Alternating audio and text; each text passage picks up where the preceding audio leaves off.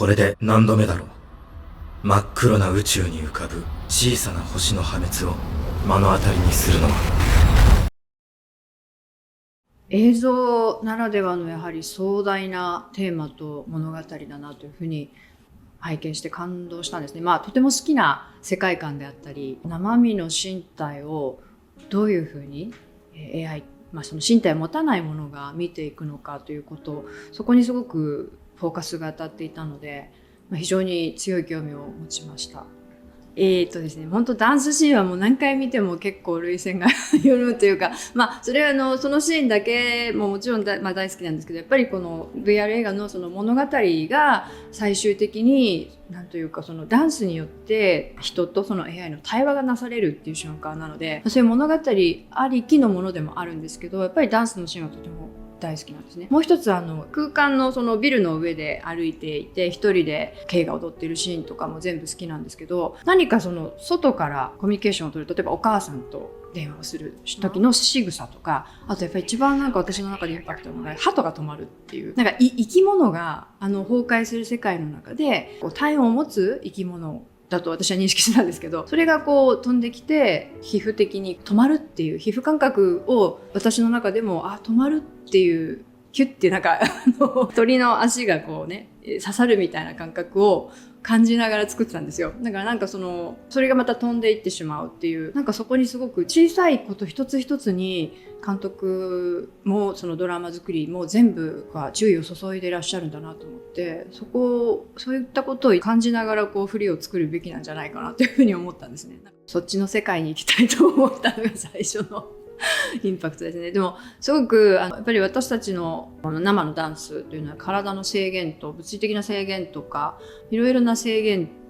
と対話をしていくのがもう必須なので、VR の中でのダンスを見るとやはりその軽やかに高らかに人が挙げられていたりとか、これは永遠に疲れない世界というか永遠に保存される世界として見ていいのかなっていうふうに見ると、やっぱ羨ましいなって思うことがもう第一にありましたね。人間の体の限界っていうもの、その人間の体の感覚を非常に感じる映像なんだけれども、人間の体の限界っていうものがもしかしたらなくなっていくのかもしれないっていう、ちょっと期待というか叶わぬ夢のようなものを感じて見て、あっちの世界に行くともっともっとできることがいっぱいあるのかもしれないと思ったりしてました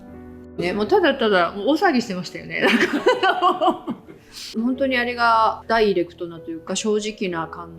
想なんですよね。人間の体でしかできないことっていうことの一つに、なんかすごくダンスっていうのはあると思って、なんかすごく感覚を見ている人と共有するっていうことですね。あるいは同化する一つのものになる。つまりは、自分の体が匿名性を帯びるっていう瞬間が、私の中ですごくダンスって一つの到達点だなと思っていて、皮膚感覚っていうものがどれだけ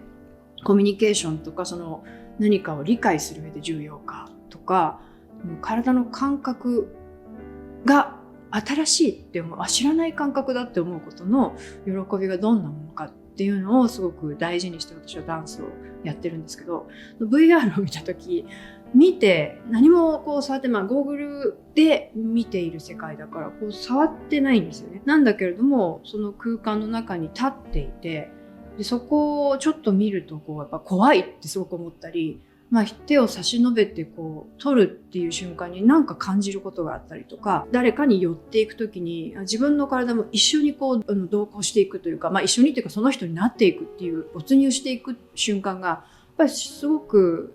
私が大事にしている感覚っていうことに集約されていく。それがすごく驚きだったんですよね。本当にこういう世界があるんだと、想像はしていたものの、実際自分の体で受ける感覚で受けるっていうことを経験して、これはちょっと大変なことが起きているというふうに思いました。それがなんていうか感想ですね。20分少しで壮大な物語をギュッと受け止めることができる素晴らしい体験なんですね。音楽も世界観もとても素晴らしいですけれども、全てが体に侵入してくる、自分が没入できる時間になると思うので、ぜひいろいろな要素を楽しんで